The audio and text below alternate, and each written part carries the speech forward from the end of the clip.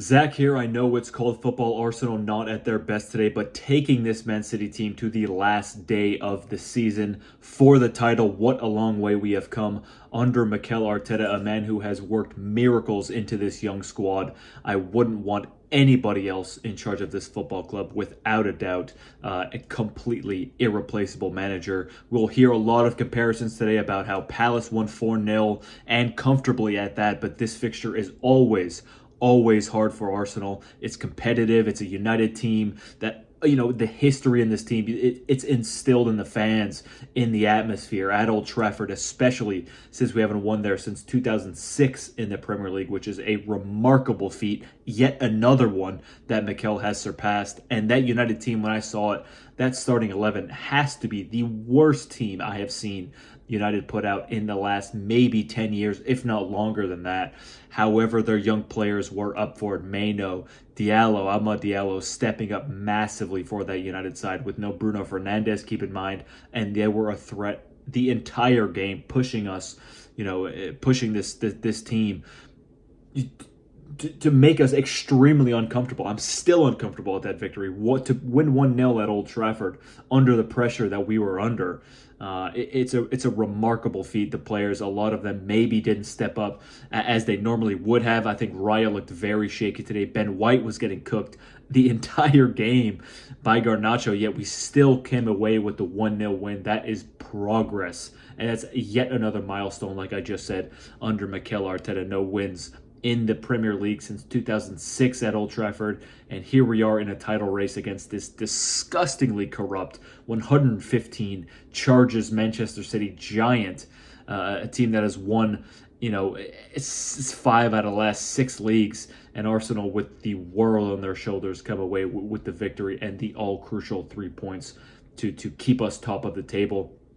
Arsenal this season undefeated against the so-called Big Six teams. 6 wins, 4 drawn, and that still may not be enough for the title. It shows, it tells you everything. The expectations that the Premier League has, the expectations that Manchester City and Pep Guardiola have applied to this league, over the last 10, 15 years. Arsenal this in 2024 scored the most goals in 52. Conceded the least in 8 and kept the most clean sheets with 11 clean sheets in 2024. I understand people will say, what about the start of the year, 2023? It's the total other half of the season. I understand that we lost 4 games in the first half, but to lose 5 in an entire league campaign, to score the most goals, to concede the least amount, and to keep the most clean sheets, and to still perhaps at this stage lose the league. It is very, very tough. The most competitive league in the world. There's no doubt about it. I understand people argue that Manchester City have won 5 out of the last 6. I get that. But in terms of competitiveness, when you look at the other teams, when you look at other leagues, the amount of points it takes for them to win, it doesn't come anywhere close. You're talking about 86 plus points every season. I really, really feel for those those Liverpool fans years ago who lost the league with 99 points. They accumulated 99 points and still lost the league. I can appreciate that even more so now, even the last 2 years that Arsenal have been at the helm competing with Man City, and it is heartbreak. I mean, you look at, if it wasn't for City, Liverpool and Jurgen Klopp, would have had a dynasty, an absolute dynasty, and all credit to Jurgen Klopp himself. I know I've kind of been harsh on him. Personally, I think, let's not get into it, but, personally, a lot of admiration for Jurgen Klopp and Liverpool as a whole. And you look at the precedent and the standards that Manchester City have set for this league. It's just remarkable that Arsenal are even here in the first place, and all credit to Mikel and to these players and to the ownership, everybody involved. It's just been remarkable. It's been a very, very tough season. It's not over yet. Of course, we are down to the last week. City go to Spurs on Tuesday. I know we'll all be watching that game. It's going to be, you can't say you're cheering for Tottenham, but in this, at this stage of the season, you're going to have those players and that manager, I spoke about it in my last video, who are looking for personal pride, and no team wants to lose on purpose, despite what these fans may say. And they may cheer for Manchester City to score, and who knows what will happen. But, again, like I said, Manchester City have been there 4 times. They've gone to Spurs away 4 times, not scored a single goal. They don't have a single win there at that new Tottenham Hotspur Stadium. So I'm not saying anything will or will not happen, but there are, small chances that when you look at the squad, you look at that fixture, you do have some sense of idiotic hope that Tottenham could get something out of that, and it would be very Spursy of them, wouldn't it, to beat City and help Arsenal win their first league title in 20 fucking years. It will be incredible, but we'll have to see. Tuesday, a couple days away, lots to do, and until then I will probably come out with another video.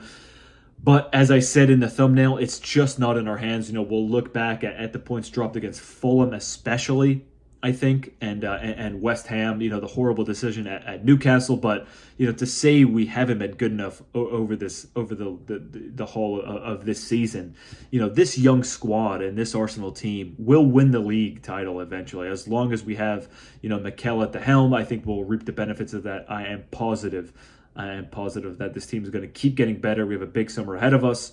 It's only a matter of time, I think, before Mikel gets his hands on that Premier League trophy. In terms of the way the players were today, a lot of names I think I could probably call out who didn't perform, to their typical standards. I think most of you will know who those players are, but there's no sense really in coming after anyone. I think in a game where we probably should have scored more, that defensive back line dug us out today, and that's what a good team does. And we weren't at our best today. I said it's the first thing I said in this video, but that doesn't mean it will always translate to the next week or to the next match. We have Everton at home, a team who we had them at home in the last game last season. Of course, 2 seasons ago, that dagger to the heart, that Demarai Gray goal that really shook our season. And if you told me last year it was down to this and we played 36, we were 2 points behind Manchester City and we got a 1-0 win at Old Trafford, but you didn't play at your best, it wasn't this fluid, attractive football, you'd take that 7 days out of the week, wouldn't you? To get the 3 points and get out at this point in the season, it's all that matters. I couldn't care less about individual performances and this person didn't do this or he wasn't at his best. We got the 3 points. We're top of the league right now, ahead of Man City, and they are now chasing us. And I think that is what is so important. Last season, the different dynamics of how the league was going, typically not in our favor, especially towards the last butt end of the season. And it is different this year, but you look at City and all the players that have been there, they've won the leagues. Pep Guardiola, one of the most experienced managers in this league. There is a slight hope, but we just have to wait and see the outcome of that game on Tuesday. So guys, thank you very much for watching. If you made it this far, I do really appreciate it. As always, please get your comments in down below. Hit me up on Twitter. Share your thoughts with me about performances today. Is there a chance against Tottenham and for Tottenham against City on Tuesday? And of course, that all-defining last game of the season on Championship Sunday in a week's time. So again, thanks very much for watching, guys. I really do appreciate it. And I'll see you when I see you.